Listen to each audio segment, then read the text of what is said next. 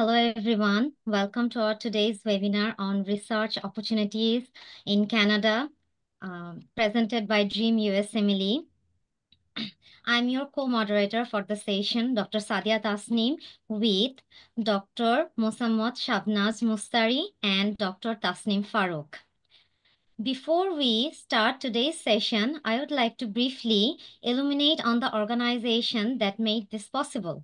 Dream USMLE was founded by Dr. Abdullah Al Masood Sir back in 2015. It serves as a guiding light for Bangladeshi students who aspire to pursue their career in medicine in US. This non-profit organization offers young physician workshop in the US and in Bangladesh, career webinars for USMLE preparations, special batches for USMLE Step 1, Step 2 CK, residency interview skills, OET, and USMLE Step 3. This also provides US clinical experiences, observership opportunities, research, dedicated mental health support, career counseling webinars to pursue career in US and Canada and Australia. Without further ado, we now delve into our today's session. Our today's wonderful panelist is Dr. Munira Sultana ma'am. Ma'am, would you please kindly share your experience in research field in Canada? The floor is yours now.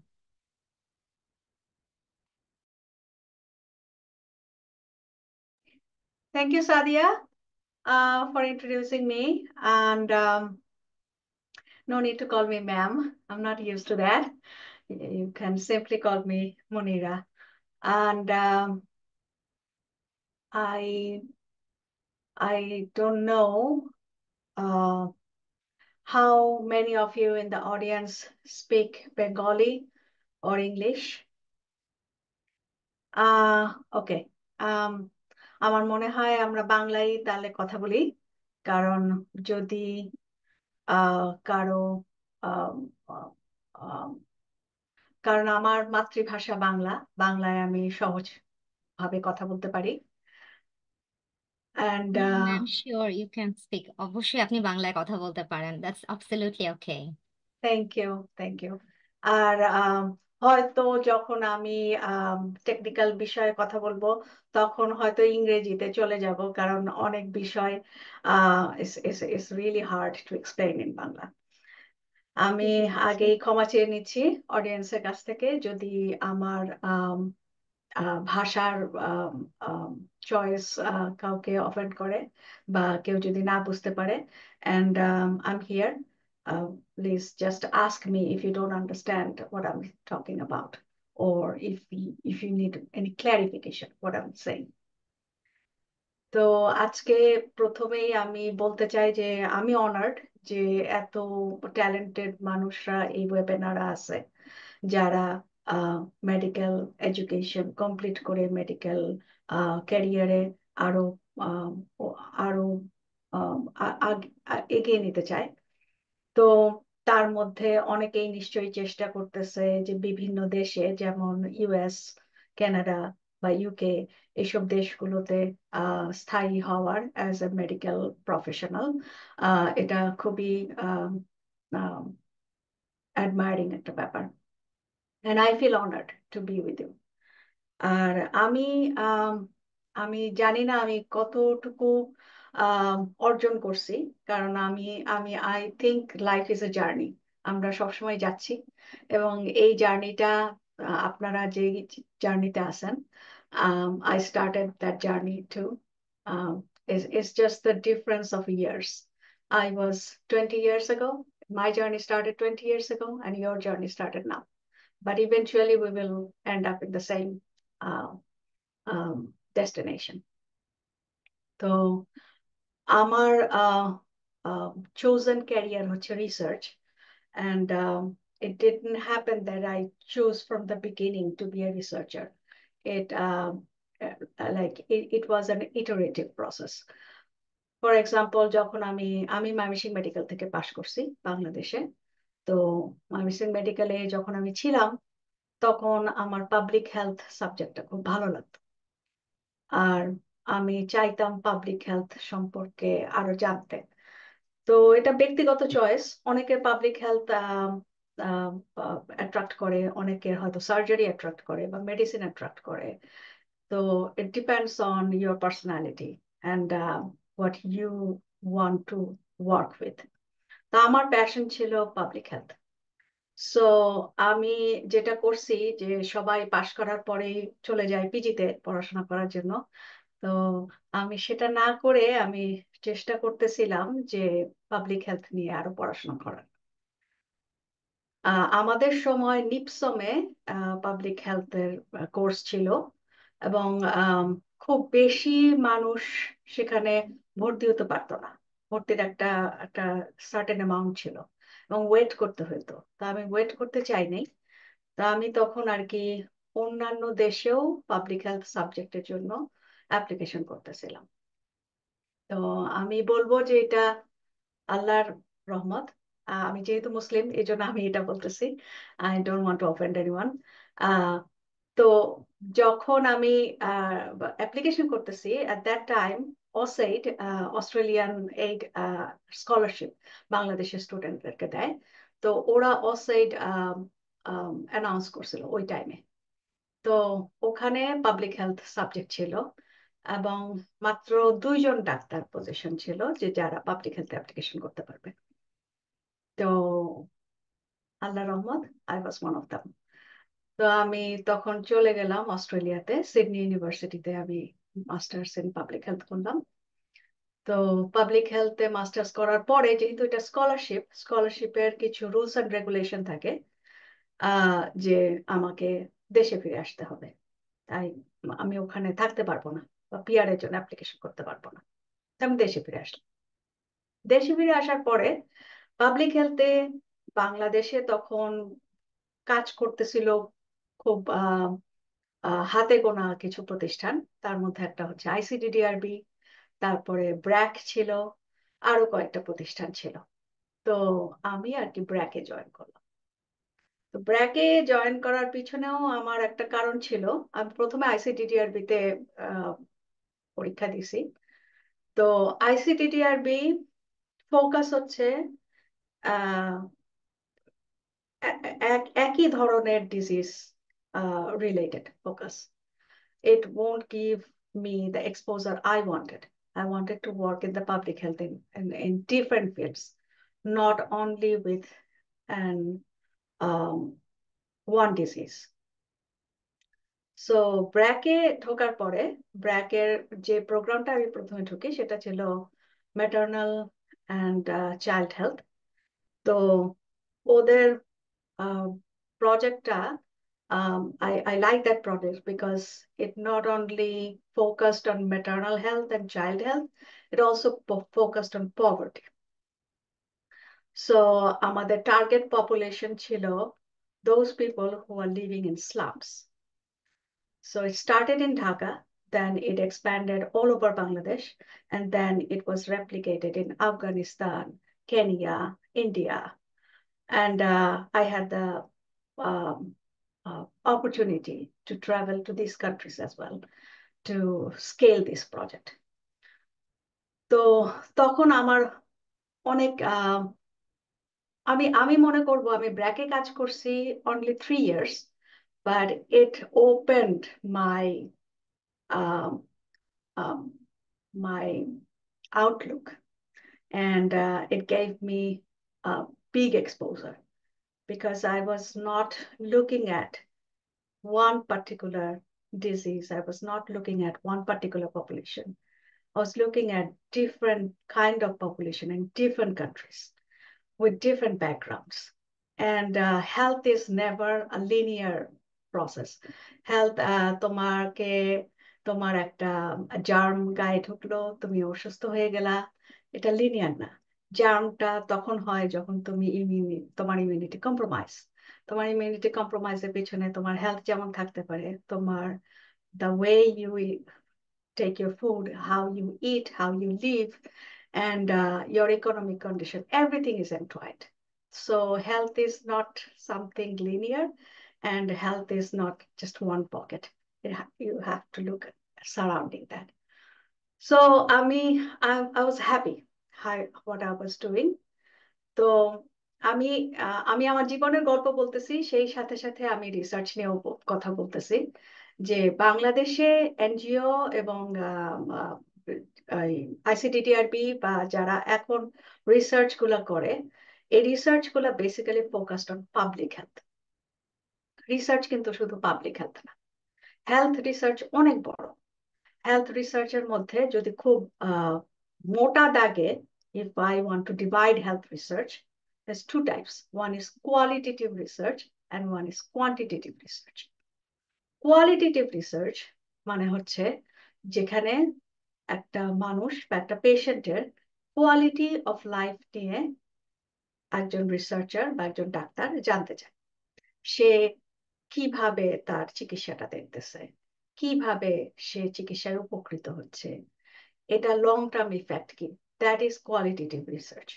So mainly method গুলা থাকে qualitative রিসার্চে, interview, কথা বলবা, তাদের কি সমস্যা শুনবা, এবং তাদের কাছ থেকে যা শুনতেছো সেটাকে, সরি আই সেইং তুমি,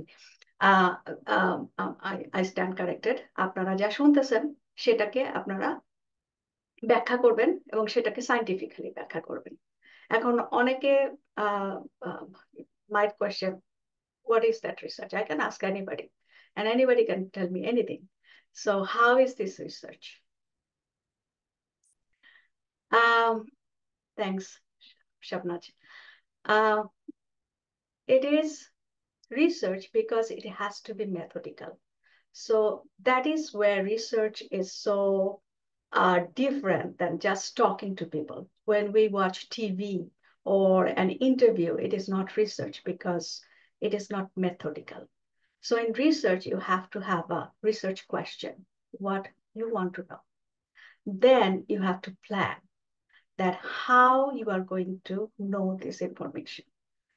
And that planning involves whether the information you are getting will be a valid information. How many people you have to ask? You need to have a clear sample size. So there you have to work with statistics. You need to have a sample size that will prove that whatever you are asking, whatever you are getting answers is valid and can be generalized. If we ask 10 people and say, they said this is valid. No, you have to ask at least 100 people, 1,000 people, and they have to come from different walks of life. So people who are concentrated in city area, their outlook is all about their life in city, but it will be very different from people who are living in the villages. So this is qualitative, and quantitative research is all about numbers. So you will validate an answer through numbers. এখন আমাদের দেশে যেটা আমি দেখছি, Bangladesh especially, the research what that time was happening, I'm talking about 2002, 3, 4, 5. That time it was all public health research, and public health research is all about public policy and how say, for example, a vaccine is helping someone, or how someone is using Thana Shastro complex, something like that. It's not individual research. So now I'm talking about individual research. Individual research is about patient. এখন হয়, I know that there are lots of individual research, like clinical research, where patient is involved. So that's a different realm. So that time, I was happy, and I never thought that I will come to Canada. And that time I had gone through some personal turmoil, and both of my parents passed away within 50 days difference. And I had a bad divorce. And my son was only 2 years old. So that time,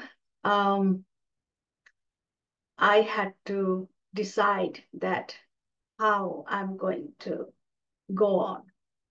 So, and I decided that I will not live in Bangladesh because Bangladesh was becoming difficult for me to survive and keep on going, being a single mom, taking care of my son, and at the same time working. Because those of you are living in Bangladesh, you know how traffic is an issue, going one place to another. And labor law is sometimes not observed in Bangladesh. Like your office hours is not 9 to 5. You have to work after that. If something emergency comes, you have to work on that. Like this cannot be something I can endure. So I decided to leave Bangladesh and I came to Canada. I actually applied for many countries. So Canada paper came first and then came to Canada. So then how the struggle began. When I came here, I asked around what would I do because Canada offered this skilled migration visa where you can apply as a doctor, medical doctor. So naturally, I thought, okay, I'm a medical doctor. I'm applying as a skilled migrant. So I'm coming here and I'll work as a doctor. But I cannot because you have to go through Canadian system, same as USMLE, that you have to go through that exam process to be a doctor. And it needs time that you have to really spend a lot of time studying, and it is money. All the exam cost money. So what are the other options? আমি দেখছি আমাদের যারা fellow doctors, they're even delivering pizza, even working in small jobs to have some money for the exam. So it's hard, and usually it is helpful when you have a family to support you. Like husband is working, wife is studying, or wife is working, husband is studying. In my case, it was different, right? So I was looking for different ways. What can I do? And then আমি আবারও বলতেছি যে I'm biased because for my religion I'm biased. So I was blessed by the Almighty Allah that I met someone who is a Nigerian doctor, and she was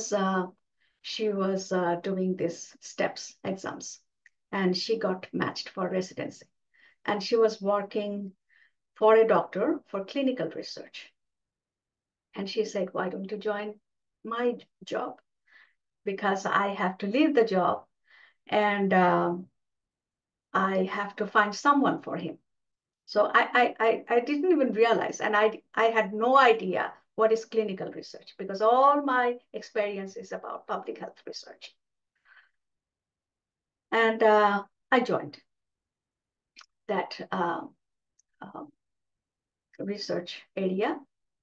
So then I learned that clinical research is a huge area.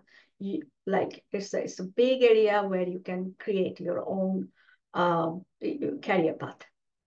And those of you will be working as a doctor in the US or Canada or UK, you can always look into clinical research.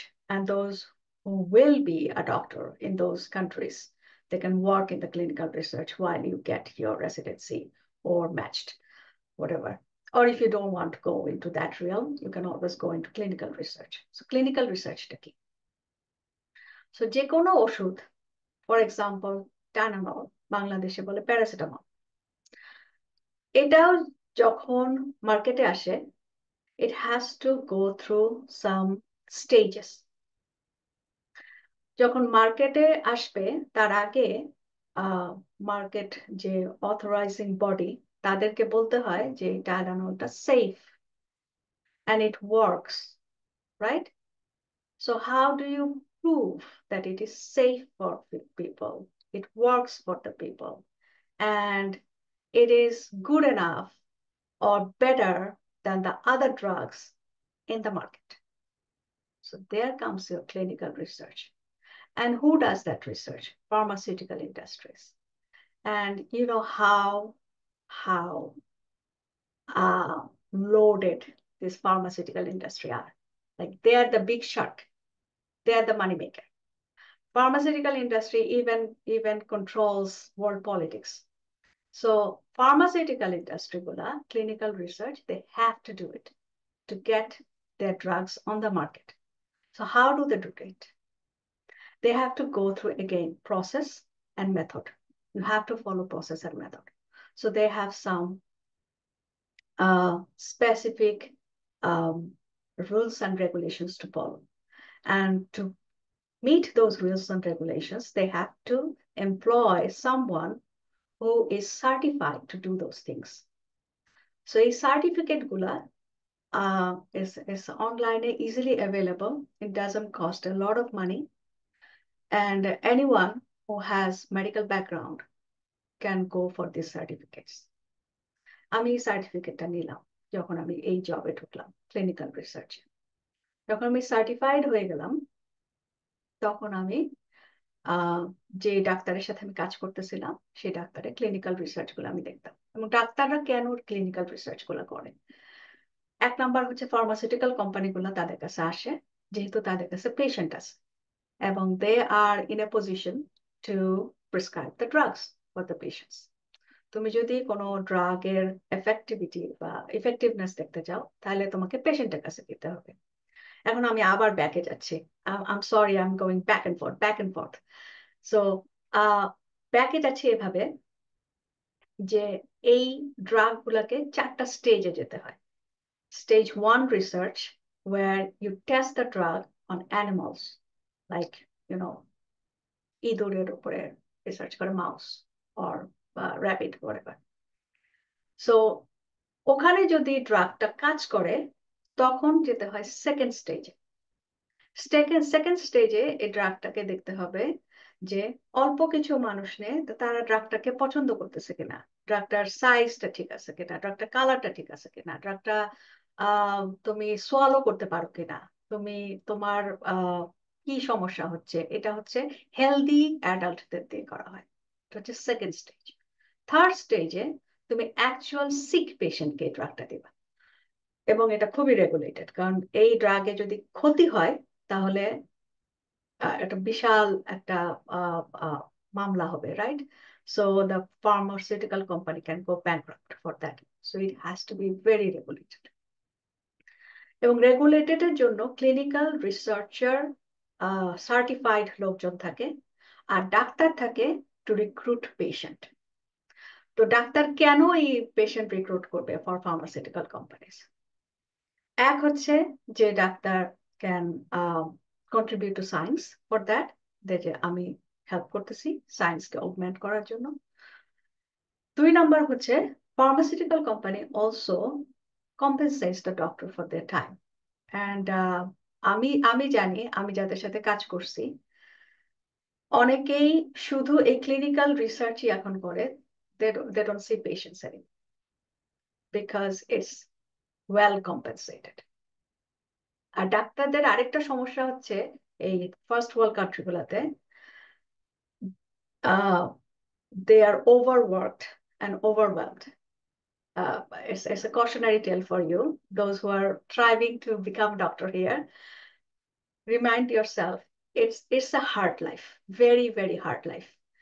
বাংলাদেশে একজন doctor, তুমি রোগী দেখো, তুমি prescription করো, তারপরে রোগী চলে গেল, তোমার দায়িত্ব এখানে শেষ।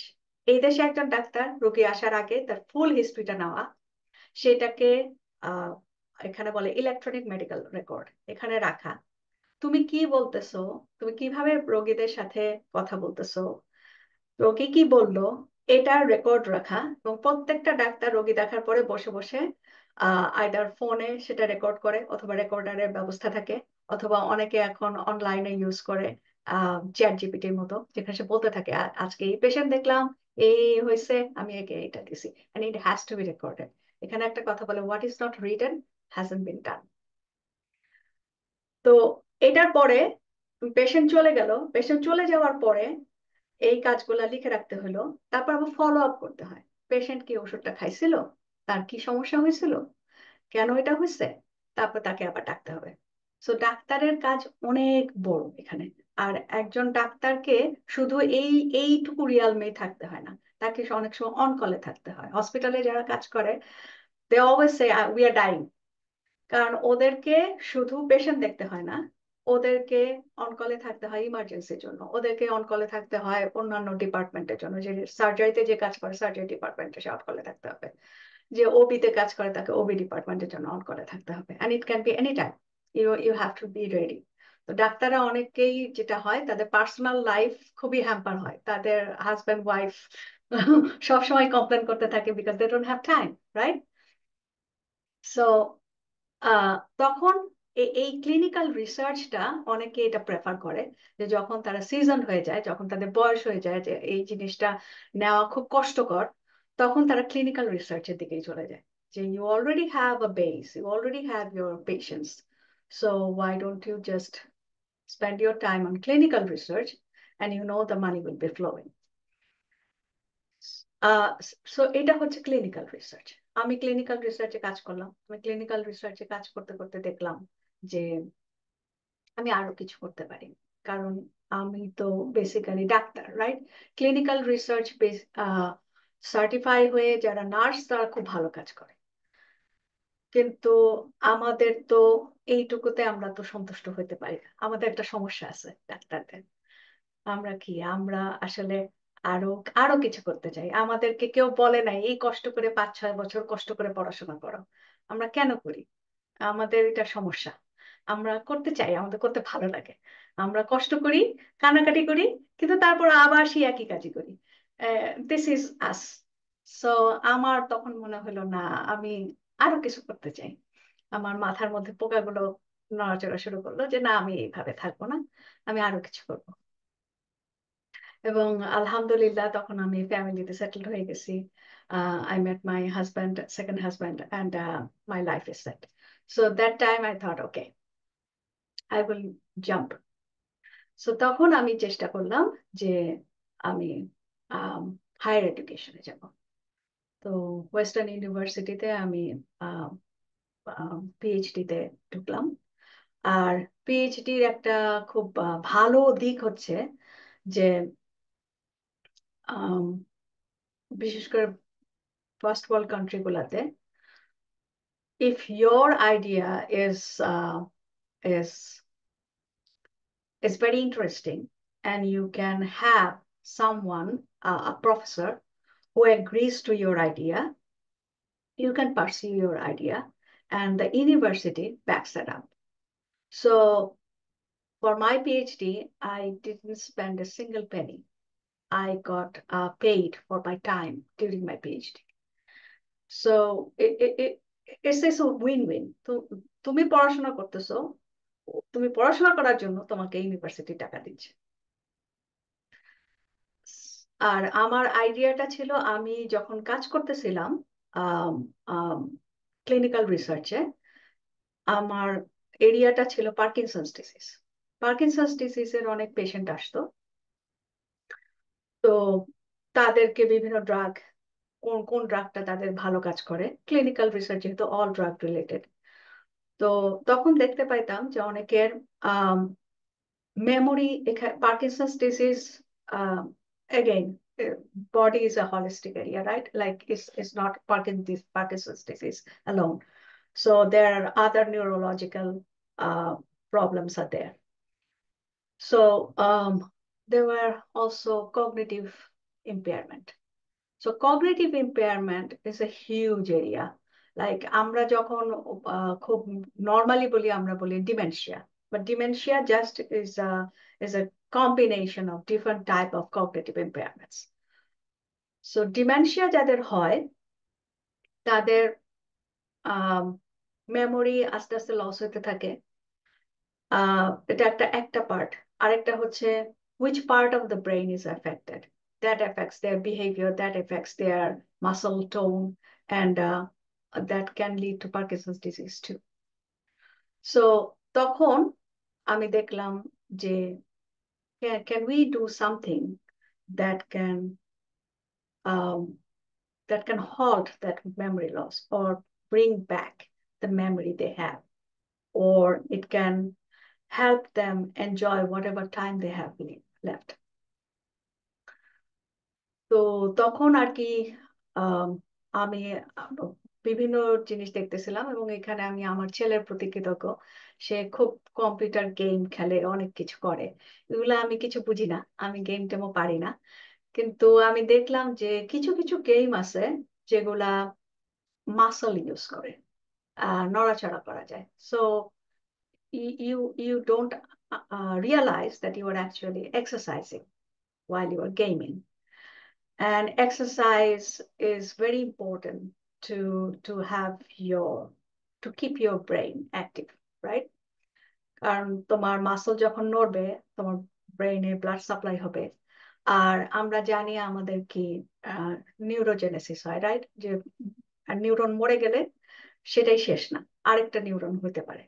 নিউরোজেনেসিসটা কিভাবে হয়? If you keep it active.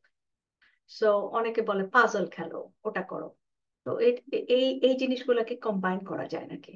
আর যখনই কোনো বয়স্ক মানুষ, সাধারণত ডিমেনশিয়া বা কগনিটিভ ডিক্লাইন হয় বয়স্ক মানুষদের, তো তারা তো বাচ্চাদের মতো এরকম করে গেম খেলতে পারবে না, বা পাজলও হয়তো তারা খুব ইন্টারেস্ট পাবে না। They will like something that talks to them, তাদের নিজেদের মেমোরি থেকে। তো তখন আমি এগুলা খুঁজতাম অনলাইনে, যে কি কি আছে, কি কি দেখে। তখন দেখলাম যে স্পেনে একটা কোম্পানি, এরাও স্টুডেন্ট, এরা একটা ইয়ে তৈরি করছে, ভার্চুয়াল রিয়ালিটি। ভার্চুয়াল রিয়ালিটি জানো যে গগলস পরে, ওদেরটা গগলস না, ওদেরটা হচ্ছে ভার্চুয়াল রিয়ালিটি ইন রুম। এখন এখন অনেক জায়গায় সেটা আর কি ডিসপ্লে হয় বিভিন্ন জায়গায়, যে ভ্যান গগের ছবি প্রদর্শনী, বা মানুষ যে দেখে যে চারপাশে মনে হচ্ছে পানির পাশে বসে আসছি। immersive VR technology, but they use it in night clubs, এটা ইউজ করে। তো ওদের সাথে আমি কথা বললাম যে can you think of making it like working with people who have cognitive impairment? ওরা বললো why not, কারণ আমাদের এই টেকনোলজিটা is in Spain now, and we can expand. It's a business venture. And if you can provide some evidence that it works for people with cognitive decline, then we can sell it to the health industry. So they're interested. And আমি এটা connect করলাম। So ইউনিভার্সিটিও এটাতে রাজি হলো, যে the industry will pay money for the technology to be tested, and university will pay money to make this happen here with the patients. তো patient কোথায় পাবো আমি? লং টার্ম কেয়ার হোমে বয়স্ক মানুষরা থাকে, রাইট? এবং ওখানে যাদের কগনিটিভ ডিক্লাইন থাকে তাদের জন্য আলাদা ডিপার্টমেন্ট থাকে, আলাদা একটা এরিয়া থাকে। তো তখন ওখানে গেলাম আমি, এবং আমার পুরা থিসিসটাই ছিল এটা, যে আমি দেখতে চাই যে immersive virtual reality can reduce the behavioral disturbances in people with cognitive decline. কারণ যখনই মানুষ কগনিটিভ ডিক্লাইন হয়, এদের বিহেভিয়ারাল ডিস্টারবেন্স হয়, কারণ ওরা তো ভুলে যাচ্ছে, ওদের নর্ম গুলা ভুলে যাচ্ছে। এবং স্পেশালি তোমরা জানো অলরেডি যে যখন ফ্রন্টাল এরিয়া এফেক্টেড হয়, তখন মানুষের জাজমেন্টটাও চলে যায়। তো এটা কি করা যায় নাকি? আর কন্টেন্টটা কি হবে? কন্টেন্টটার জন্য ওই পেশেন্ট গুলার যারা আর কি ফ্যামিলি মেম্বার, তাদের ছেলে মেয়ে, ওয়াইফ হাজব্যান্ড, তাদেরকে জিজ্ঞেস করলাম সেই লোকটা কি করতো, বা সেই মহিলা কি করতো, কি পছন্দ করতো। ওরা বিভিন্ন ধরনের কথা বললো, যে কেউ হয়তো গার্ডেনিং করতে পছন্দ করতো, কেউ যখন ইয়াং ছিল সে মোটরসাইকেল চালাতে পছন্দ করতো। তো এইগুলা ওই ওই সে গার্ডেনিং কেউ পছন্দ করতো। So if we show a person is doing gardening, and that person is sitting in a garden in an immersive VR technology, how does that person react? তো এটাই ছিল আমার প্রজেক্ট। তো আমি আমার পিএইচডি কমপ্লিট করলাম। এই প্রজেক্টটা খুবই সাকসেসফুল হয়েছে। এই কোম্পানিটা এখন আমেরিকায় সাকসেসফুল হয়েছে, এবং আমিও সাকসেসফুল হয়েছি, আমার পিএইচডি আমি কমপ্লিট করছি। তো তারপরে এটা ছিল নিউরো সায়েন্সের। এটা এটা করার পরে আমি চিন্তা করলাম যে এখন আমাকে আহ, জানতে হবে যে কিভাবে আমি আমার তো একটা আইডিয়া থেকে আমি একটা কাজ করছি, রাইট? সো কিভাবে অ্যাকচুয়ালি রিসার্চ ওয়ার্ক গুলা করা যায় in an institution, in an hospital. তখন আমি আমার যে সুপারভাইজার ছিল, পিএইচডি সুপারভাইজার, ডক্টর ম্যানুয়াল মন্টেরোডাসো, সে হচ্ছে লিডিং নিউরোলজিস্ট, এবং সে ওয়ার্ল্ড ফলস গাইডলাইন যেটা সেটা সে লিখছে, এবং ওইটার কো অথর আমি। তো উনি বলল, মনিরা তুমি আমার ল্যাবে চলে আসো, তুমি আমার পোস্ট ডক করো এখানে। আর পোস্ট ডক তো আসলে একটা হচ্ছে আম, আম, শিক্ষানবিশ বেসিক্যালি।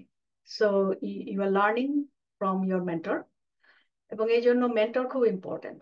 আর টিচার তোমাকে টিচ করে চলে যাবে, দ্যাটস ইট।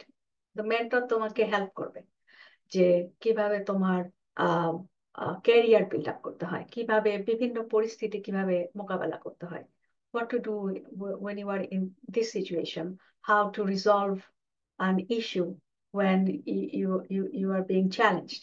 এগুলো হচ্ছে মেন্টরদের হেল্প, এবং মেন্টররা অনেকটা অনেকটা এমন হয়ে যায় যে মানে তোমার চাচা খালা এরকম হয়ে যায়। মেন্টররা হচ্ছে এরকম। তো হি ওয়াজ মাই মেন্টর। তার কাছে আমি 3 বছর কাজ করলাম। আর যখন আমি কাজ করতেছি টু লার্ন পোস্ট ডক, তার তার একটা ল্যাব আছে। এবং সে বেসিক্যালি আমি যেটা বললাম, সে রুগী দেখে না এখন, ওই রিসার্চ করে এবং তার ল্যাব নিয়ে এসে আসে। তো সে বললো যে এখন আমার ল্যাবটাও তো চালাইতে হবে, এটার অনেক অ্যাডমিনিস্ট্রেটিভ দিকটাও আছে। তো তুমি অলরেডি এগুলা জানো, why don't you become manager of the lab? Okay, if it pays me, why not? আমি তো পড়াশোনা করতেছি, কাজ করতেছি, শিখতেছি, আহ, পয়সা পাইলে তো সমস্যা নাই। তো আমি তখন আর কি তার সাথে কাজ করলাম 3 বছর। তখন আমি আর কি জানলাম। তো আমার কাছে তখন মনে হয়েছে যে আমার এইটাই, আমি বলতেছি যে আমার জার্নি, আমি কোনো কিছু অ্যাচিভ করে ফেলছি, no, I am still learning and going into the journey. প্রত্যেকটা জার্নিতে আমি যতই শিখতেছি, এটা আমি ইউজ করতে পারতেছি। তো আমাদের লাইফটাই এরকম, এক একটা স্টেজে আমরা থাকি, এক একটা স্টেজে শিখি, তারপরের স্টেজে যাই, ওখানে আবার শিখি। So there is no end goal. If you think that you have reached your destination, you are dead, done. Never think that you have reached your destination. You're always walking. So আমি যখন ওখানে গেলাম, তখন আমি দেখলাম যে রিসার্চের আরো বড় দিকগুলা, আমি ক্লিনিক্যাল রিসার্চের ব্যাপারটা দেখে আসছি, আমি পাবলিক হেলথ রিসার্চের ব্যাপারটা দেখে আসছি, তারপরে আমি পিওর একাডেমিক রিসার্চের ব্যাকগ্রাউন্ডটা দেখে আসছি, যেটা আমি পিএইচডি তে করছি। এখন আমি দেখলাম রিসার্চ অ্যাডমিনিস্ট্রেশন কি, how you run a research lab or actual institution. তখন তোমাকে কি করতে হবে, তোমার রিসার্চ, তো সে তোমার রিসার্চের আইডিয়া আছে, সেই আইডিয়া গুলাকে you have to make it happen. So what do you need to make it happen? You need someone who is qualified to do that. You need someone qualified to actually implement that, make it happen in real life. You need patience to test your ideas and to learn from them, and you need funding to do that. আর আরেকটা কথা আমি আগে প্রথমে বলছিলাম যে in research and in clinical realm, if it is not written, it never happened. আমি এই যে এতগুলা কাজ করছি, আজকে আমি বলতেছি, আমি তো এগুলা বানায়ও বলতে পারি, রাইট? যে কেউ এটা বানায় বলতে পারে আমি এটা করছি, আমি ওটা করছি। You need evidence. What is your evidence? তুমি যদি রেজুমিতে লেখো আমি এখানে কাজ করছি এত বছর এত বছর, is that evidence? Yes, somewhat, but someone May question ইট। তখন বলে কি রেফারেন্স চায়, আরেকজনের কাছে জিজ্ঞেস করে। এই রেফারেন্স গুলো খুব ইম্পর্টেন্ট, সবসময় কানেকশন রাখতে হয়। যেখানেই যাবা রেফারেন্স তৈরি করার জন্য কানেকশন রাখতে হয়, যে সে যাতে চাকরি ছেড়ে দিলাম চলে আসলাম বলে না যায়। কেউ যদি 10 বছর পরে তাকে ফোন করে, তুমি কি মনিরাকে চিনতা, মনিরা তোমার সাথে কাজ করছিল, সে বলতে পারে যে হ্যাঁ আমি মনিরাকে চিনি। Reference, reference one kind of evidence. আরেকটা এভিডেন্স কি? Written evidence, that is publication. পাবলিকেশনের উপরে আর বড় রেফারেন্স বা এভিডেন্স আর কিছু নেই। যখনই পাবলিকেশনে তোমার নাম থাকবে এই কাজটা করছে Munira, nobody can question that, nobody. এই জন্য যখনই কোনো কাজের মধ্যে থাকতে হয় পাবলিকেশনের দিকে যেতে হয়। আর যখনই ফান্ডিং এর জন্য অ্যাপ্লিকেশন করতে হয়, সে আমি যখন এই প্রজেক্ট গুলা ম্যানেজ করতেছি বা একটা একটা ইনস্টিটিউশন ম্যানেজার হিসেবে কাজ করছি, আমার ফান্ডিং দরকার। So funder will ask me, what is the evidence you have done this before, what is the evidence you know this, or how can I be sure that I will get the value of my money back? I have to provide evidence I have done this before. So that is my publication record. আর এই জন্য special resume তৈরি করতে হয়। এই resume গুলা আমাদের এখানে বলে ক্যানাডিয়ান কমন সিভি, ইউএসএ কোনটা বলে আমি জানি না। একটা ওয়েবসাইট আছে, সেখানে যে কমন সিভি গুলা তৈরি করতে হয়।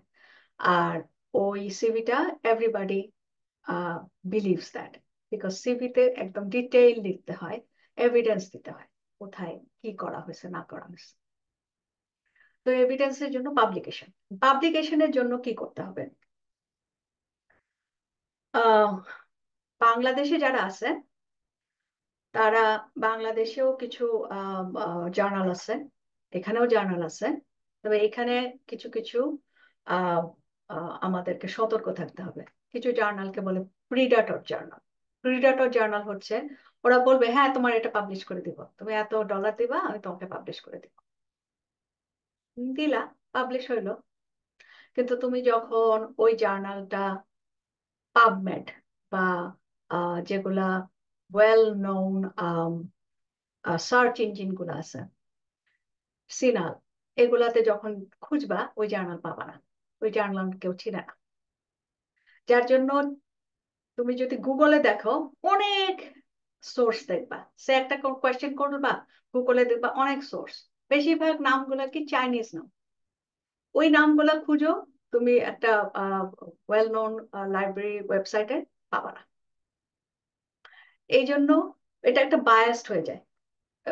আমি আমি একাডেমিয়াতে দেখছি, আমি আমি জানি না, কিন্তু যখনই এই ধরনের আমাদের এই এশিয়ার কান্ট্রি গুলার মানুষের নাম দেখে, মানুষ সন্দেহ করে যে এরা কি আসলেই লিখছে না এরা এই পয়সা দিয়ে ছাপাই দিছে। তো এই জিনিসটা খেয়াল করতে হয় যে কোন জার্নালের আগে দিতেছে। এবং সব সময় জার্নালের ক্ষেত্রে যেটা হয়, ওরা আহ একটা জিনিস সাবমিট করার পরে ওরা তোমাকে কোয়েশ্চেন করবে যে এটা কি, এটা এটা কি বুঝায় বলো, বা তোমার ডেটা সাবমিট করতে হবে, কিসের উপরে কথা বলতেছো। তো যখন এগুলা কোয়েশ্চেন করবে তখন বুঝবা যে হ্যাঁ এই জার্নালটা ভালো। আর সবচেয়ে easier way to understand that whether this journal is good enough, you look for impact factor of that journal. So just Google what is the impact factor of that journal. Normal একটা ভালো journal যদি হয়, its impact factor should be 3 and up. আর যদি impact factor যদি 6 and above হয়, সেটা হচ্ছে বড় বড় জার্নাল, যেমন জামা, journal of American medical association, এই ধরনের জার্নাল গুলা। ও এগুলো আরো স্ট্রিনজেন্ট থাকে ওদের intake process. But factor, impact factor 0.9, 1 to 2, don't go there. It's wastage of your time. কারণ তুমি ওটা লিখবা, পয়সা দিবা, আলটিমেটলি ওইটা তোমার ক্যারিয়ার বুস্ট করতে হেল্প করবে না। আরেকটা জিনিস দেখতে হয় জার্নালে যখন ছাপা, বড় জার্নাল গুলাতে অফার করে যদি তুমি ডেভেলপিং কান্ট্রির রিসার্চার হও, তখন তোমার যে ছাপানোর খরচ সেটা অনেক কম হয়। এটাকে আমরা বলি আর্টিকেল প্রসেসিং ফি। এই article processing fee North American জার্নালগুলোতে মিনিমাম $3,000 থেকে $5,000, but in Bangladesh or India or Nepal or Pakistan, the article processing fee is $500. এরকম ডিফারেন্স থাকে। সো এটা বেস্ট টাইম যদি কেউ বাংলাদেশে থাকে টু গো ফর পাবলিকেশন। আর যদি তুমি বাংলাদেশ থেকে চলেও আসো, তাহলে keep contact with the people in Bangladesh who can be your co-author and apply, submit the manuscript for you so that you can have your article processing field on. So publication। আর funding এর ক্ষেত্রে কি করতে হয়? Funding এর ক্ষেত্রে দেখতে হয় যে তোমার রাইট মিক্স আছে কিনা গ্রুপের মধ্যে, তাদের সাথে কমিউনিকেশন করতে হয়। তো এইখানে দেখা যায় যে একাডেমিকদের সাথে কাজ করতে হয় আর ক্লিনিশিয়ানদের সাথে কাজ করতে হয়। শুধু ক্লিনিশিয়ান একা একটা বড় ফান্ডিং পাওয়া টাফ, কারণ ক্লিনিশিয়ানদের কিছু কিছু সাইড অফ থাকে। একাডেমিকদের যে জিনিসটা আবার থাকে, একাডেমিকরা পেশেন্ট হ্যান্ডেল করে না, কিন্তু একাডেমিকরা জানে যে তোমার স্ট্যাটিস্টিক্স ভালো জানে, একাডেমিকরা তোমাকে এথিক্স সম্পর্কে হেল্প করতে পারবে। আর রিসার্চে আরেকটা জিনিস হচ্ছে এথিক্স। এথিক্স খুব important, ethical conduct of research. আমরা অনেক কিছু বলে ফেলি যে চিন্তা করি না এটা এথিক্যালি কিভাবে এফেক্টেড হবে। যখন আমরা রিসার্চের মধ্যে লিখি তখন এথিক্সটাকে খুব ইম্পর্টেন্স দেওয়া হয়। ফর এক্সাম্পল, আমি আমি কি বলতাম জেরিয়াট্রিক পপুলেশন বা ডিমেন্টেড person, I cannot write that.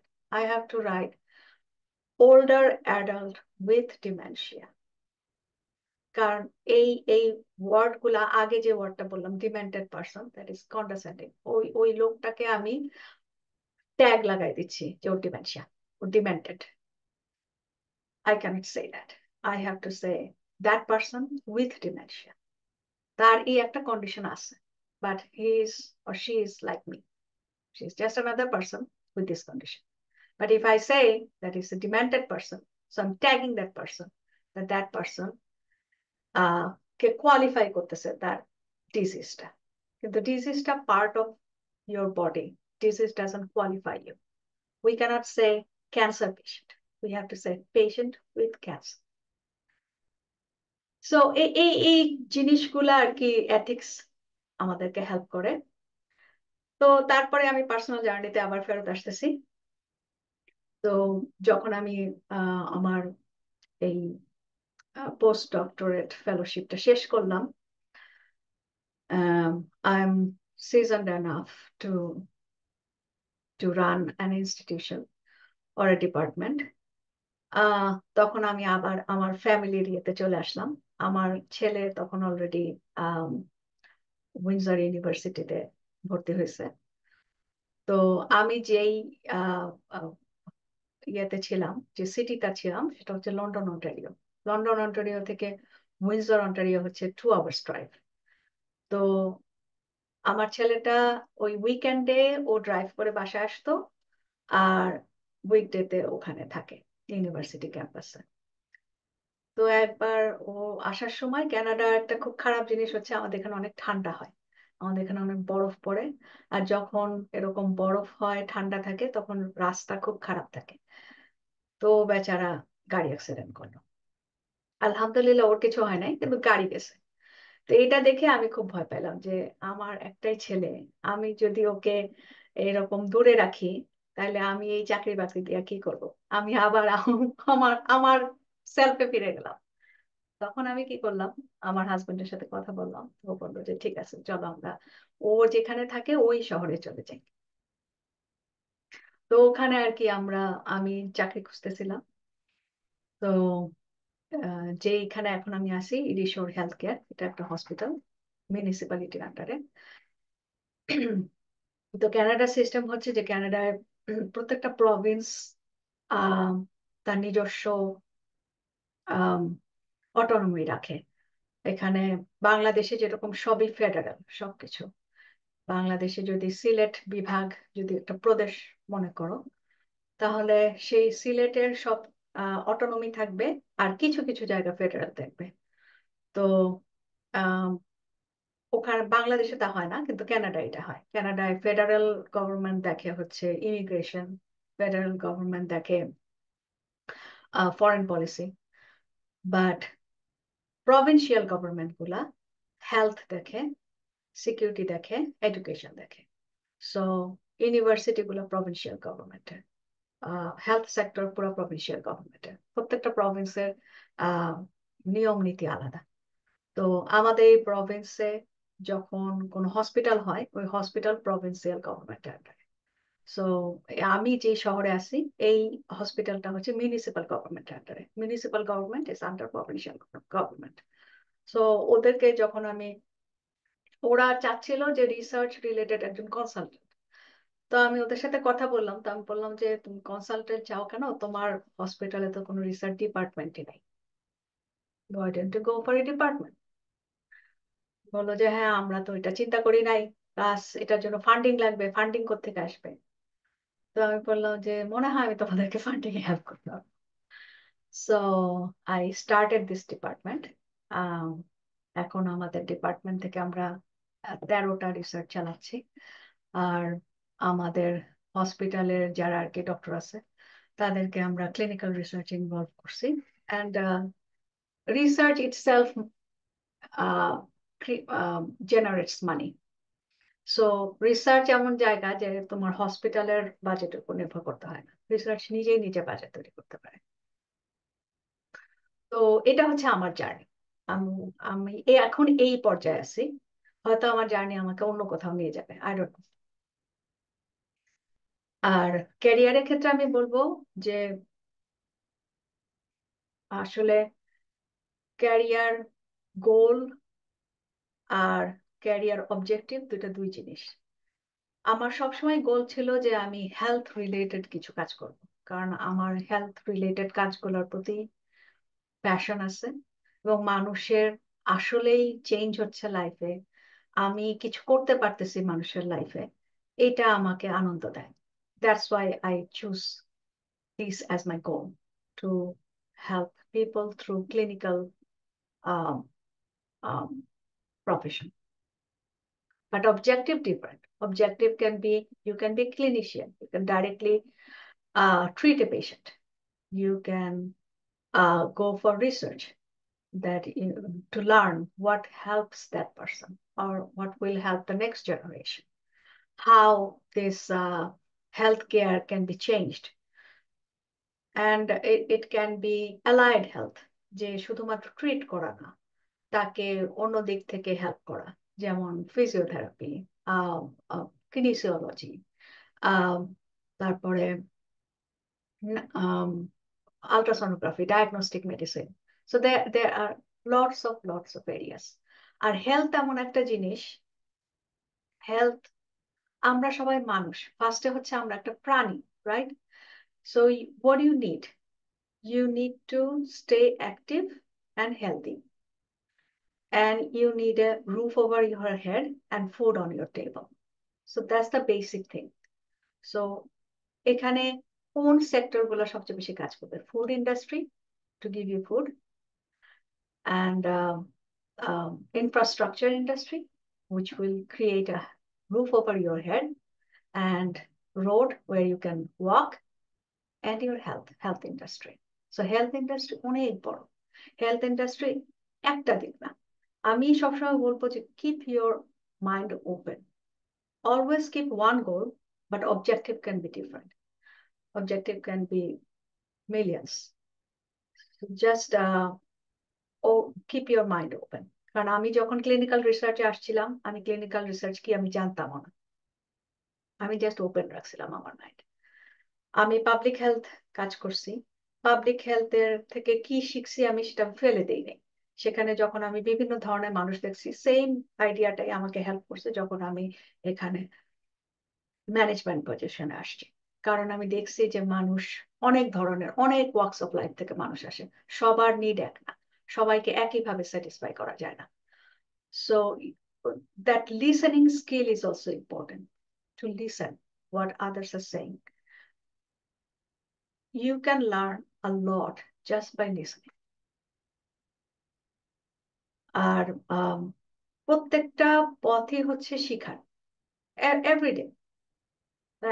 আজকে আমি এই যে কথা বলতেছি, আমি এখান থেকেও শিখতেছি। আমি এখান থেকে শিখতেছি যে এই যে এতগুলো মানুষ আগ্রহ নিয়ে শুনতেছে, তার মানে কি, যে মানুষের আহ তোমাদের মধ্যে একটা শিখার আগ্রহ আছে, জানতে চাও। এবং এবং আমার কাছে মনে হয়েছে যে এখান থেকে আমার শিক্ষা এটাই, যে আমার এই ধরনের ফোরাম গুলাতে আরো বেশি যাওয়া উচিত। কারণ অনেক মানুষ ইনফরমেশন জানে না। আমি যখন আসছি আমার কোনো ইনফরমেশন জানা ছিল না।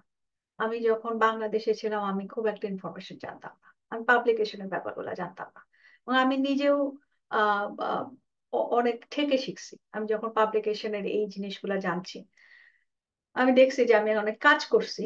আমি ব্র্যাকে কাজ করছি যখন, আমি ওখানে আরেক ধরনের রিসার্চ হয়, পাবলিক হেলথ রিসার্চের মধ্যে আছে অপারেশনাল রিসার্চ। তুমি যে একটা প্রজেক্ট করতেছো, এই প্রজেক্টটা কিভাবে চলতেছে, অপারেশনাল রিসার্চ। অপারেশনাল রিসার্চ গুলা পাবলিকেশন হিসেবে আসছে, আমার নাম নাই, আমি কাজ করছি। কেন নাই? কারণ হচ্ছে ওইখানে সিস্টেমটা এরকম যে যে থাকবে ডিরেক্টর তার নাম থাকবে, ম্যানেজারের নাম থাকবে, আর হচ্ছে যে যে আর কি একাডেমিক অন্য একটা ইউনিভার্সিটি, ব্র্যাক ইউনিভার্সিটি, যে হেল্প করছে এডিটিং এ, তার নাম থাকবে। কিন্তু যে অ্যাকচুয়ালি কাজ করতেছে, যে ডেটা কালেক্ট করতেছে, যে আইডিয়া জেনারেট করতেছে, তার নাম নাই। কারণ ওটা হচ্ছে চাকরি নির্ভর। তুমি যদি চাকরি করতে থাকো তাহলে তোমার নাম আছে, চাকরি না থাকলে তোমার নাম নাই। তো এইগুলো আমি হার্ড ওয়েতে শিখছি। এবং এই জিনিসগুলো নেগোশিয়েট স্কিল শিখছি। যে এখন আমি যখনই কোনো প্রজেক্টে ঢুকি, আগে বলি যে পাবলিকেশন যখন হবে, what will be the authorship of that publication. So এই জিনিসগুলো লার্নিং। আমি বলবো যে sometime you have to be bold, you have to ask what you want. কারণ কেউ তোমাকে সেধে দিয়ে দিবে না, you have to ask for that. যে আমি যে কাজ করব, আমি আমি সে তুমি কোন ডাক্তারের সাথে কাজ করতেছো, সে কিছু ক্লিনিক্যাল রিসার্চ করতেছে, তোমাকে বললো তুমি এটা দেখো, তুমি এটা করো। তারপরে যখন পাবলিকেশন হবে, তোমার নাম কি থাকবে না থাকবে না, সিম্পল কোয়েশ্চেন, আস্ক দ্যাট। আর পাবলিকেশন ছাড়া তোমার কোনো এভিডেন্স নাই যে তুমি এখানে কাজ করছো। তুমি যদি 10 বছর পরে বলো বা 20 বছর পরে আমি ওটা করছিলাম, nobody will trust you, nobody will believe you, because you don't have the evidence to prove that.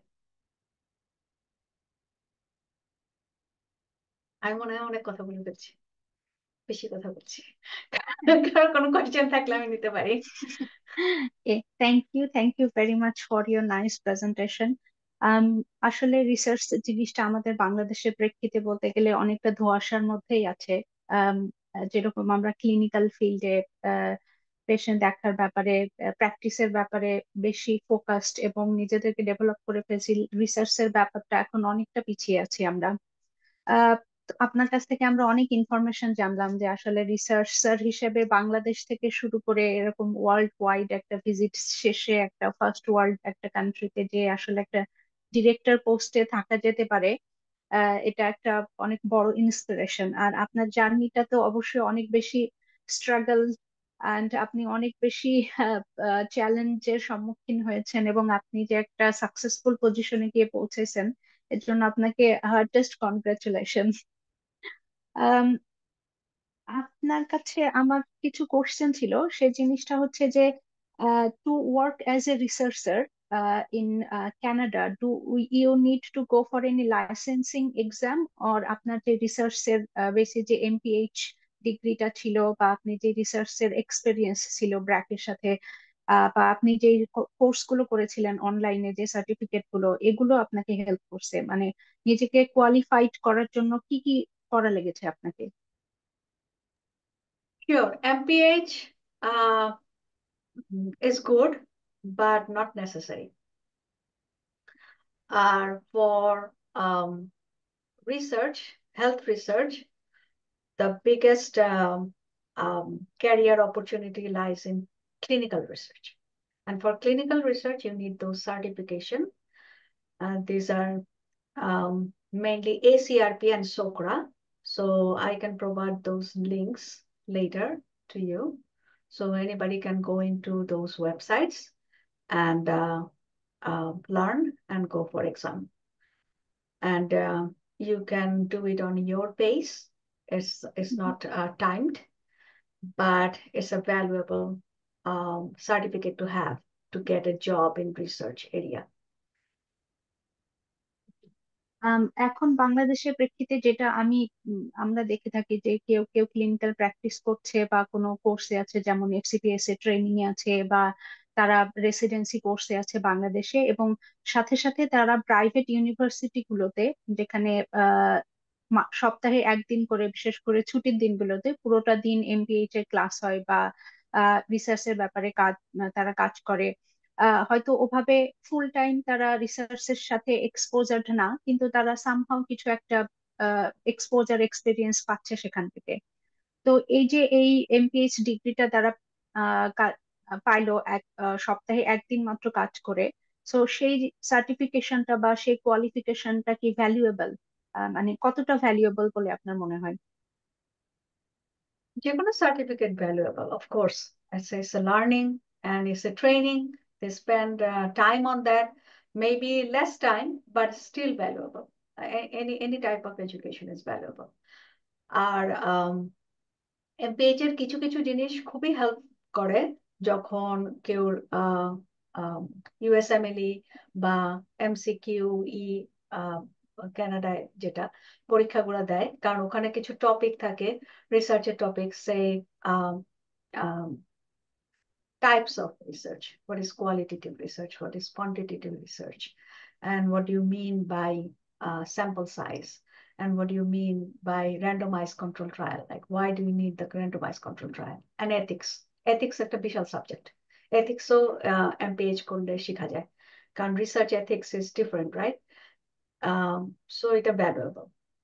আর আমি ইউএসএটা জানি না, তবে কানাডায় জানি যখন কেউ রেসিডেন্সির জন্য অ্যাপ্লিকেশন করে তখন তাকে দেখাইতে হয় যে শুধুমাত্র ক্লিনিক্যাল ওয়ার্ক না, তার রিসার্চ অ্যাক্টিভিটি আছে কিনা। তখন এই একটা degree like MPH helps, and also publication record. Thank you very much. আসলে আপনি হয়তো জানেন কিনা আমি জানি না, তো জাস্ট টু অডিয়েন্সদের সাথে শেয়ার করি যে ড্রিম ইউএসএমএলই কিন্তু একটা উইং আছে, রিসার্চ উইং। সেই উইং এ আর কি মাসুদ স্যার অনেক রিসার্চ টপিক রান করান, সাথে বাংলাদেশি বা যারা অনলাইনে পার্টিসিপেট করতে চায়, there are lots of researches are ongoing under Dream USMLE. So obviously, if we need any help from your Oh, side, of course, obviously of we'll course. knock you in future. So yeah, সেটা আমাদের জন্য আসলে একটা great opportunity to add with Dream USMLE to get within a research kind of jobs. That's a good initiative too. Like, Initiative. it's not only training, but you're also helping people to get into different kind of career path as well. It's a great initiative. Thank you. আপনার যে এক্সপেরিয়েন্সটা share থেকে আমি যেটুকু ধারণা পেয়েছি, যে আপনি প্রথমে কানাডায় গিয়েছিলেন এবং তারপরে আপনি রিসার্চের সাথে কাজগুলোর সাথে ইনভলভ হয়েছেন। তো এটা কি সম্ভব যে বাংলাদেশ থেকে কেউ দেখা যাচ্ছে ফুল টাইম রিসার্চ করছে বা এমপিএইচ করেছে, কিছু সার্টিফিকেশন করা আছে, তারা বাংলাদেশ থেকে জব অ্যাপ্লাই করলো এবং সেখান থেকে কোনো স্পন্সরশিপ পেলো এবং তারা সেখানে যে অ্যাজ এ রিসার্চার জয়েন করলো, এরকম কি কোনো সুযোগ আছে কিনা?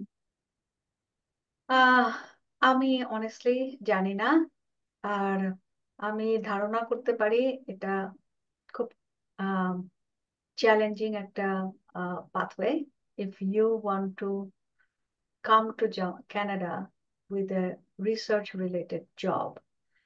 But the easiest way is to get into a PhD in Canada. And that is guaranteed যে তুমি যখন পিএইচডি করবা তুমি তখন রিসার্চার হিসাবে কাজ করতে পারবা, either yourself like independently researcher, or you can be connected with the university academic researcher, or in the health industry health researcher. আর যখনই তোমার এমপিএইচ বা যে কোনো মাস্টার্স ডিগ্রি এইটা মাথায় রাখতে হবে যে যখন পিএইচডি তে কেউ ঢোকে তার মাস্টার্স ডিগ্রি লাগে। বাংলাদেশের এমবিবিএস টাকে মাস্টার্স ডিগ্রি ধরা হয় না, এটা bachelor's degree. So you need a master's degree, and master's degree. Um, Yeah. আচ্ছা, যে পিএইচডি গুলোর কথা আপনি বললেন যে ইউনিভার্সিটি গুলোতে পিএইচডির জন্য অ্যাপ্লাই করতে হয়, অ্যাজ পার মাই আন্ডারস্ট্যান্ডিং গোস যে এটা অনেক কস্টলি একটা প্রসিডিউর। তো ওখান থেকে ইউনিভার্সিটি থেকে কি কোনো স্কলারশিপ প্রোভাইড করে কিনা, যেটার জন্য দেখা যাচ্ছে যে কোনো খরচটা কম পড়লো এবং ওখানে কেউ পিএইচডি করতে গেল, এবং এটার ফিউচার কিরকম? হ্যাঁ, অবশ্যই। আম, সবচেয়ে ভালো হচ্ছে আম, কোনো, আমি যেটা করছিলাম যে একজন প্রফেসরের সাথে কানেক্ট করতে হবে উইথ ইউর আইডিয়া। তখন প্রফেসর তোমাকে যখন সে এগ্রি করবে যে I want to work with you as my PhD student, তখন প্রফেসর ইউনিভার্সিটিকে তোমার নাম দেবে যে I want to take this student as my PhD student. In that case, many university provide scholarship to the student and the professor. কারণ এখানে professor যে একদম ফ্রি কাজ করে তাও না, কিন্তু পার পিএইচডি স্টুডেন্টের জন্য একজন প্রফেসর ইউনিভার্সিটি থেকে $10,000 পায় পার ইয়ার। So if a professor has 4 students, $40,000 just supervise the student every year. আর স্টুডেন্টের আইডিয়াটা ভালো থাকতে হবে। আইডিয়াটা বাংলাদেশ থেকে যারা আসবে, আমি তো মনে করি যে এটা অনেক রিচ আইডিয়া, কারণ যারা বাংলাদেশে কাজ করতেছে তারা রিয়েল পেশেন্ট দেখতেছে, রিয়েল সিচুয়েশন দেখতেছে। ওদের আইডিয়াটা যত সলিড হবে, এখানকার কোনো স্টুডেন্ট যারা রিয়েল পেশেন্ট দেখতেও পারে না, এখানে মেডিকেলের পড়ার সিস্টেমটা তো ডিফারেন্ট, রাইট? তোমরা তো অলরেডি জানো অলরেডি যে এখানে 4 বছর করতে হবে প্রি মেডিকেল কোর্স, তারপর মেডিকেলে চান্স পাবে। মেডিকেলে চান্স পেলে সে পেশেন্ট ধরতে পারবে না, প্রথমে কি করতে হয়, ম্যানিকুইনতে করতে হয়। সো ওদের আইডিয়া আর যে একটা যে রিয়েল লাইফে রিয়েল পেশেন্ট ডিল করে আসতেছে, রিয়েল সিচুয়েশন দেখে আসতেছে, ওর আইডিয়া অনেক ভালো। তো এই জিনিসগুলোকে এক্সপ্লোর করতে হবে। আর এখন তো সবাই খুবই tech savvy, so it's a good way, just Google internet for every university you are interested in. Go for the list of professor, like you go to hand science and all the professors name, then Google them, and usually they put their resume on the website. So in that resume you will see what is their research interest, what was their last publication, what are they working on, and create your own idea around them and ask them that this is my idea, are you interested to work with me? If they're interested, because এটা তো তাদেরও জন্য beneficial, right, to have a student. আর সেই আইডিয়াটা যদি এরকম ground breaking হয় for them, they will benefit from that years to come. So আমি মনে করি এটা win-win, আর এটা easier way to get into the system. যে আইডিয়াটার কথা বললেন যে একটা স্টুডেন্টকে to get into a PhD or any kind of research they have to have an idea. So is it always necessary যে আইডিয়াটা ওই দেশের বেসিসে হবে? যেমন কেউ যদি কানাডাতে অ্যাপ্লাই করতে চায়, অবভিয়াসলি তাদের তো সেটা অ্যাডভান্স লেভেলের আইডিয়া লাগবে। বাংলাদেশের হয়তো ওই অ্যাডভান্স লেভেলের আইডিয়া হবে না, বাংলাদেশের সামাজিক ভিত্তিতে বা বাংলাদেশের পারিপার্শ্বিক মেডিকেল যে এডুকেশন আছে সেই হিসাবে একজন স্টুডেন্ট তার আইডিয়া গুলোকে জেনারেট করবে। So is this idea is viable for Canada? I mean, maybe this idea is viable for Bangladesh, but if it is that much viable for Canada or not, এই ব্যাপারগুলো আলোচনা করার জন্য কি সেই প্রফেসর গুলো বা কোনো মিডল মিডওয়ে কেউ আছে কিনা যে আপনাকে হেল্প করবে যে yes, your high idea is that much viable, you can proceed with this idea? Uh, I will break this question into 3 parts. Number 1, advanced idea. Well, I don't know what you mean by advanced idea. In my opinion, there's no advanced idea. Every idea is different and unique. কোনটা advance আমি বলতে পারবো না। হ্যাঁ, একটা হচ্ছে যে কানাডার জন্য রিলেভেন্ট কিনা, because that professor has to buy your idea in, right? So that professor has to uh, see some benefit in that. So if you are talking about diarrhea, in Canada is as like next to none. So if you want to do any research on diarrhea, I don't think anybody will be interested. But if you want to work with, for example, diabetes, type 2 diabetes, many people will be interested because that's something we face all the time. তারপরে second হচ্ছে relevancy. হ্যাঁ, কিছু কিছু জিনিস অবশ্যই relevant না, আবার relevant. কারণ হচ্ছে নর্থ আমেরিকার দেশগুলাতে শুধু ইটস এ ডাইভার্স কান্ট্রি। বাংলাদেশে আমরা বাংলাদেশিরা থাকি এবং বাংলাদেশিরা সবাই দেখতে মোটামুটি একরকম, কিন্তু নর্থ আমেরিকাতে তা না। নর্থ আমেরিকাতে কোরিয়ান মানুষ আছে, ইন্ডিয়ান মানুষ আছে, আহ আফ্রিকান মানুষ আছে। So it's a diverse population. So তুমি যদি সাউথ ইস্ট এশিয়ান বা সাউথ এশিয়ান পেশেন্ট পপুলেশনকে টার্গেট করে কোনো কিছু বলো that is relevant in Bangladesh, it can be relevant in Canada ও ইউএস টু। আর থার্ড পার্ট হচ্ছে যে মিডলম্যান। না, এখানে কোনো মিডলম্যান নাই। এইখানে যেটা হয়, প্রফেসরকে সরাসরি লিখতে হয়, কিন্তু ওই যে আইডিয়া এবং চিঠিটা, it has to be curated. কারণ প্রফেসরের টাইম নাই। You cannot write 3 page email. You have to, like, keep in mind that you have to have something that is very relevant, focused, and will make sense to the person in very few sentences. এখানে একটা কথা বলে elevated speech, যে 30 সেকেন্ডের মধ্যে you have to sell yourself, why I will buy you. You have to say it within 30 seconds.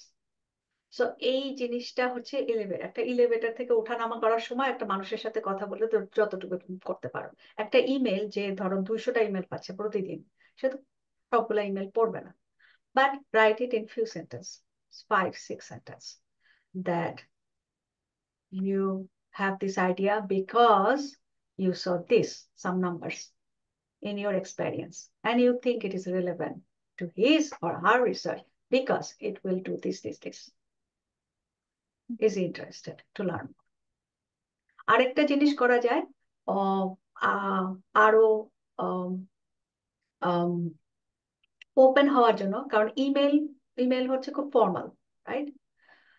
So informally কোনো idea বলার জন্য the best place is LinkedIn. LinkedIn সবাই ইউজ করে, স্পেশালি যারা প্রফেশনাল লিঙ্কডইন ইউজ করে। লিঙ্কডইনে যে প্রোফাইলটা থাকবে, সেখানে এই রিসার্চটা নিয়ে যে কাজ করতে চায় তার কি কি আছে, সে কেন এই জিনিসটা পছন্দ করতেছে, সে কি এই থেকে জানছে। যদি সে তার নিজের কোনো রিসার্চ থাকে সেটা সে শো করতে পারে, যদি রিসার্চ না থাকে সে কি পড়ছে অন্য রিসার্চ থেকে সেগুলো সে পোস্ট করতে পারে। তখন ওই আমরা কি করি, আমরা এখানে কেউ যদি কোনো জবের জন্য অ্যাপ্লিকেশন করে বা কেউ জানতে চায়, আমি ওই নামটা দেখে লিঙ্কডইনে খোঁজ করি। আমি ওর লিঙ্কডইন প্রোফাইলটা দেখি যে ও লিঙ্কডইন প্রোফাইলে কি আছে। ওই প্রোফাইলে যদি আমি দেখি যে এই লোকটা বা এই মেয়েটা টাইপ 2 ডায়াবেটিস নিয়ে অনেক কাজ করতেছে, অনেক চিন্তা ভাবনা করতেছে, অনেক কিছু লিখতেছে, অটোমেটিক্যালি আমি তাকে ট্রাস্ট করতে শুরু করি। ওকে, that person is interested in type 2 diabetes. Okay, so this idea may have some valid, solid evidence behind that. Then I would be interested to talk. So এটা হচ্ছে সেকেন্ড চ্যানেল। একটা হচ্ছে email, আর একটা হচ্ছে linked. কিন্তু কোনো middleman নাই। Thank you. Thank you very much. I would like to ask is Sadia and Tasnim, do you want to ask any question to ma'am?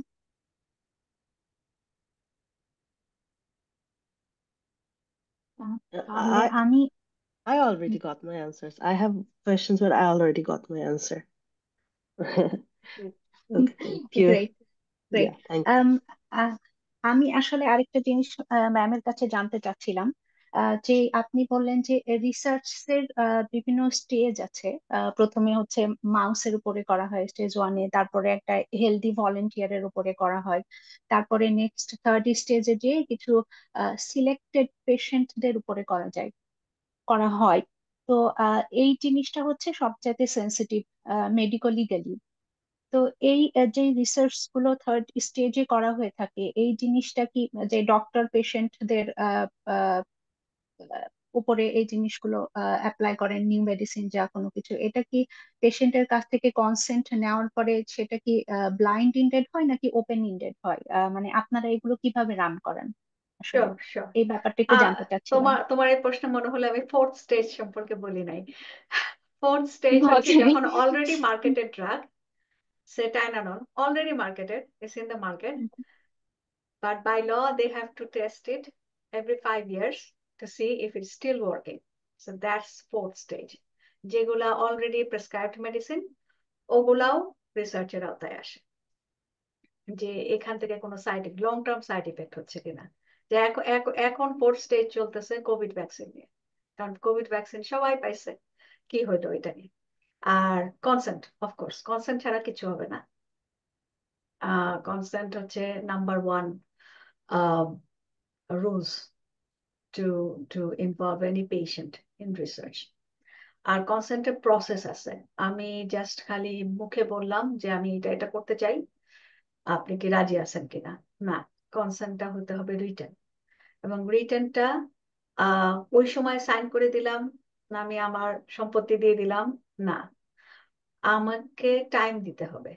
আমি ওটা সাইন করলাম, সাইন করার পরে দুইটা পেপার রাখতে হয়, একটাতে আমার কাছে থাকবে আর একটা পেশেন্টের কাছে যাবে। পেশেন্ট সেই কনসেন্ট পেপারটা বাসায় নিয়ে যাবে, পড়বে। সে যদি বলে যে না আমি চাই না, আমি তখন তালে তালে বলে ফেলছি এখন আর করবো না, that patient has every right to do so. আর এই কনসেন্ট পেপারটা একটা জায়গায় থেকে পেশেন্ট সাইন করে, আর একটা জায়গায় যে বুঝায় বলতেছে, সে হতে পারে স্টাডি কোঅর্ডিনেটর বা স্টাডি নার্স, সে সাইন করবে, এবং লাস্টটা থাকে হচ্ছে যে ডক্টর এটা বাইন্ডিং, যে তার রিসার্চ এটা সে সাইন করতেছে। এবং কনসার্ট পেপারের মধ্যে ডক্টরের ফোন নাম্বার দেওয়া থাকে, যে পেশেন্টের যদি কোনো কোয়েশ্চেন থাকে সে ডক্টরকে ফোন করতে পারে। এটা হচ্ছে কনসাল্টিং প্রসেস। আর ব্লাইন্ড, এখন ট্রায়াল অনেক ধরনের হয়। একটা হচ্ছে অবজারভেশনাল, মানে যদি খুব সোজা ভাবে ভাগ করি, একটা হচ্ছে অবজারভেশনাল, আর একটা হচ্ছে র্যান্ডমাইজ। এখন অবজারভেশনাল কি? অবজারভেশনাল হচ্ছে যে আমি আজকে দিলাম একটা ওষুধ ড্রাগ এ, 3 দিন পরে আমি ড্রাগ বি দেখবো ওটা কি কাজ হয়েছে কি হয়নি। তো এই জন্য আমি একই পেশেন্ট গ্রুপকে নিলাম, আমি আজকে পেশেন্ট এ কে ড্রাগ এ দিলাম বা ড্রাগ বি দিলাম, পেশেন্ট এ কে 3 মাস পরে আমি দেখবো ড্রাগ বি তার কাজ কি করতেছে। এটা হচ্ছে লিনিয়ার অবজারভেশনাল ট্রায়াল, এটাকে কেস স্টাডিও বলে অনেকে। এটা যদি অনেকগুলো মানুষকে নিয়ে করি, কোহর্ট, অনেকগুলো মানুষকে নিয়ে করতেছে। আর যদি এটা আমি এমন যে আমি অনেকদিন দেখতে পারবো না, সে সার্জারিতে আমি অনেক বার করতে পারবো না, আমি একটা অ্যাপেন্ডিসাইটিস করবো, সো আমি অ্যাপেন্ডিসাইটিস করতেছি, সেক্টমি করতেছি একটা পেশেন্টকে, পেশেন্ট এ, আর যার অ্যাপেন্ডিসেক্টমি হয় নাই তার সাথে কম্পেয়ার করতেছি, অথবা এই পেশেন্টেরই আগে যখন অ্যাপেন্ডিসেক্টমি হয় নাই সেই ডাটাকে দেখতেছি। তাহলে আমি কম্পেয়ার করতেছি যে প্রসপেক্টিভ ডাটা পরের সাথে রেট্রোস্পেক্টিভ ডাটা আগের। এটা একই লোককে করতে পারি, একই গ্রুপকে করতে পারি। আর হচ্ছে randomise control trial. Randomise control trial এটা ব্লাইন্ডেড হতে পারে, আনব্লাইন্ডেড হতে পারে। র্যান্ডমাইজ কন্ট্রোল ট্রায়ালটা কি? সেটা হচ্ছে আমি র্যান্ডমলি সিলেক্ট করব যে তাসনিম ড্রাগ এ পাবে, সাদিয়া ড্রাগ বি পাবে, এবং তাসনিম আর সাদিয়া জানবে না যে তারা কি ড্রাগ পাচ্ছে।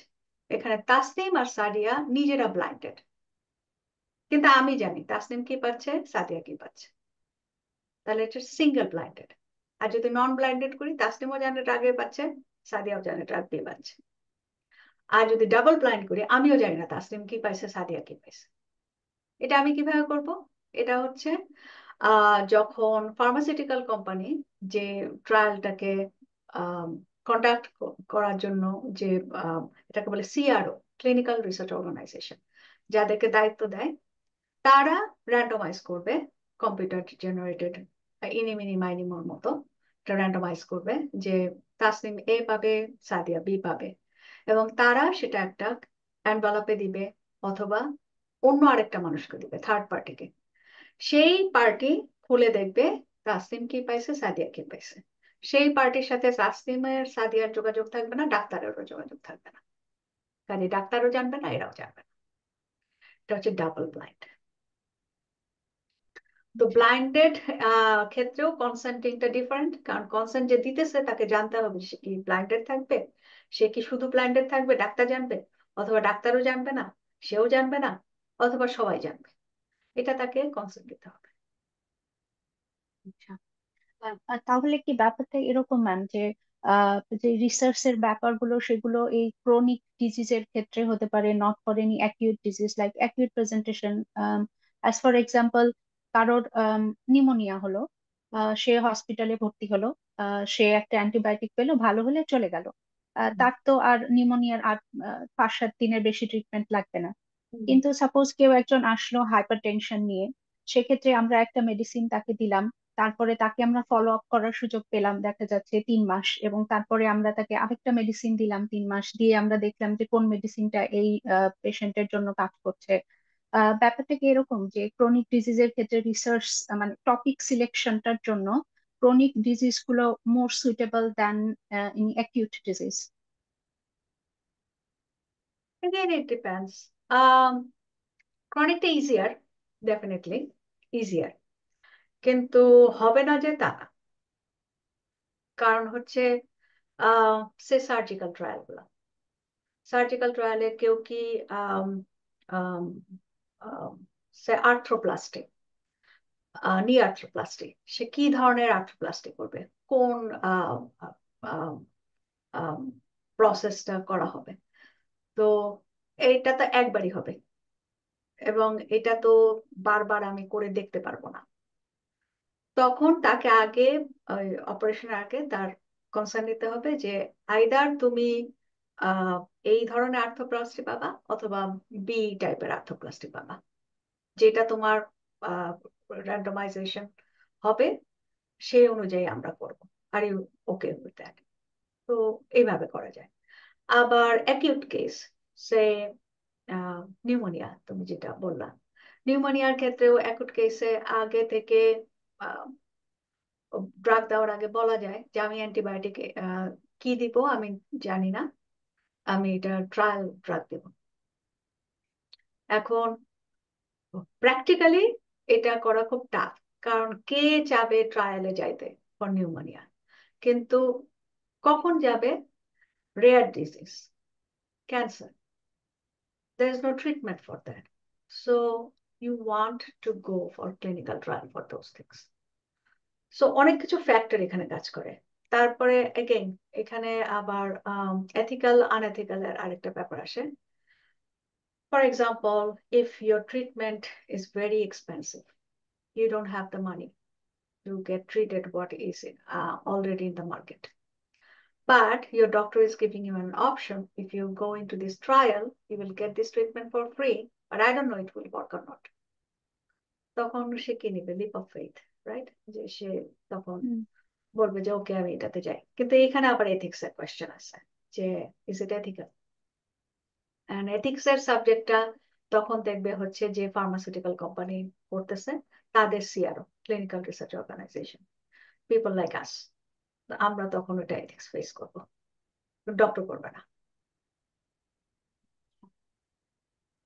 Thank you very much ma'am, এত ছোট ছোট জিনিসগুলো ইন ডিটেলস আমাদের সাথে শেয়ার করার জন্য।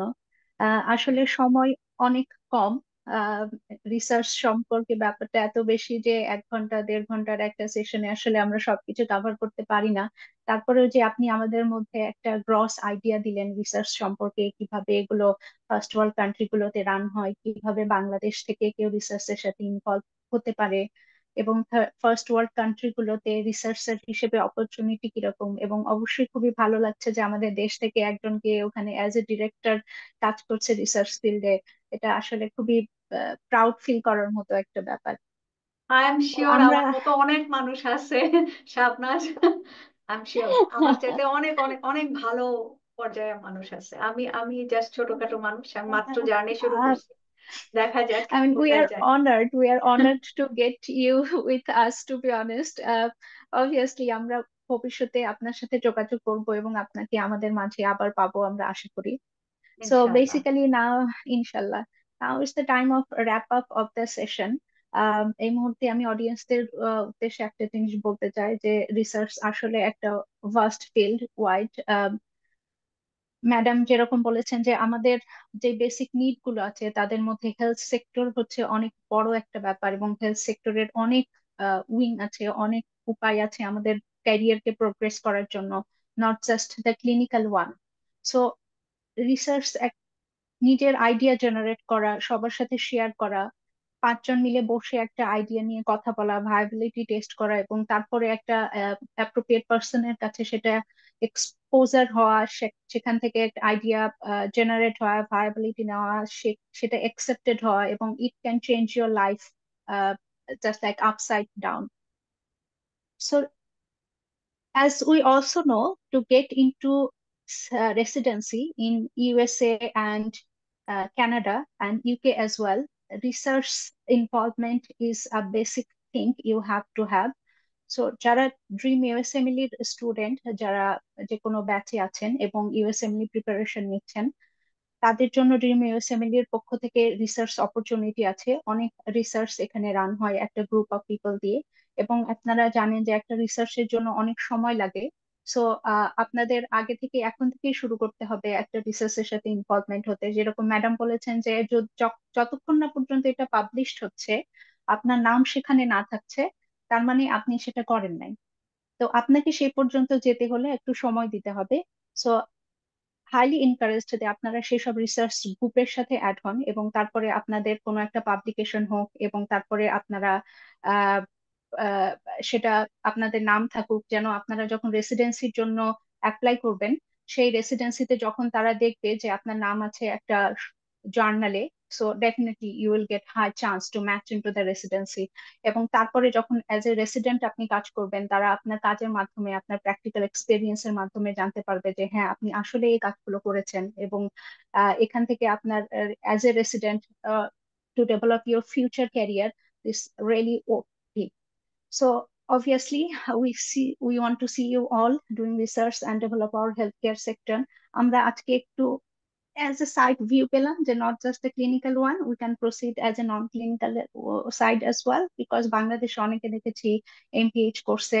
it's a very good opportunity, যেমন ফ্যামিলি এবং ওয়ার্কিং লাইফ একটা গুড ব্যালেন্স হবে if you are working as a researcher. So অনেক কথা হলো, we are just end of our session. We will see you again. অডিয়েন্সদের জন্য এই সেশনটা ড্রিম ইউএসএমএলই ফেসবুক পেজে আপলোডেড থাকবে অ্যাজ এ রেকর্ডেড। আপনারা যদি অন্য সময় এটা দেখতে চান, আপনারা এটা প্লে করতে পারেন, এবং আপনাদের যদি কোশ্চেন থাকে তাহলে আপনারা কমেন্ট বক্সে সেটা লিখতে পারেন। ম্যাডাম আছেন, আমরা আছি, এগুলো আপনাদের আনসার দেওয়ার জন্য আমরা চেষ্টা করব। সো ম্যাডাম না, ম্যাডাম আরেকটা না, জিনিস আমি ম্যাডাম না, আমি কাল ম্যাডাম না। I mean, you are so polite. না না না, So ম্যাডাম না। ওকে, সো বেসিক্যালি ড্রিমস ইএসএমএলই নতুন ব্যাচ শুরু করতে যাচ্ছে স্টেপ 1, এবং জানুয়ারি থেকে স্টেপ 2 এর জন্য। এবং আপনারা সবাই জানেন ড্রিম ইএসএমএলই আপনাদের ওইটি স্টেপ 3 এবং আপ টু রেসিডেন্সি আপনাদের হেল্প করে থাকে। তো আপনারা যদি প্রিপারেশন নিতে শুরু করেন অ্যাজ সাইড বাই সাইড, আপনারা যদি রিসার্চে ইনভলভ হতে চান, তাহলে আপনারা you can enrol those batches and you can contact with Masud sir directly, the number provided in Dream USMLE Facebook page. I hope আমাদের হেলথ সেক্টর, আমাদের স্টুডেন্টস, আমাদের ডক্টররা ক্লিনিক্যাল সাইডের পাশাপাশি রিসার্চ সেক্টরেও অনেক বেশি অ্যাচিভ করবে, আমাদের দেশটা আরো উন্নত হবে এবং আমরা পরবর্তীতে ফার্স্ট ওয়ার্ল্ড কান্ট্রি থেকে রিসার্চার গুলোকে আমাদের দেশে নিয়ে আসতে পারবো। ইকোনমিক্যালি আমাদের দেশে অনেক বেশি বেনিফিটেড হবে। সো ইনশাআল্লাহ। এই আর একটা ইনশাল্লাহ। লাস্ট কথা বলবো, হঠাৎ মনে পড়লো জি আমার, অবশ্যই। যে রিসার্চের কত মজা। যে টুলসটা ইউজ করা হয় কগনিটিভ ইম্পেয়ারমেন্ট দেখার জন্য, মোকা মোকা টুলসটা আবিষ্কার করছে হচ্ছে নাসরুদ্দিন, ডক্টর নাসরুদ্দিন। এবং যে কেউ মোকা ইউজ করে এখনো তাকে কিনে নিতে হয় মোকা। And Dr. Nasruddin is from Montreal, Canada. আচ্ছা, mashallah. Thank you very much for the information. So, audience, we are end of our session. আমরা এখানে শেষ করছি. Hope to see you again.